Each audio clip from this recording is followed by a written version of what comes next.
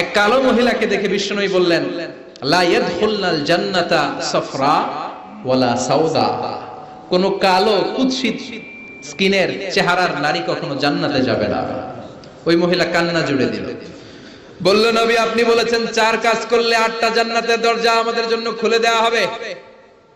আল মারআতু ইযা সাল্লাত খামসাহা সামাত শাহরাহা তাআত বালাহা হাফিজাত ফুরুজাহা।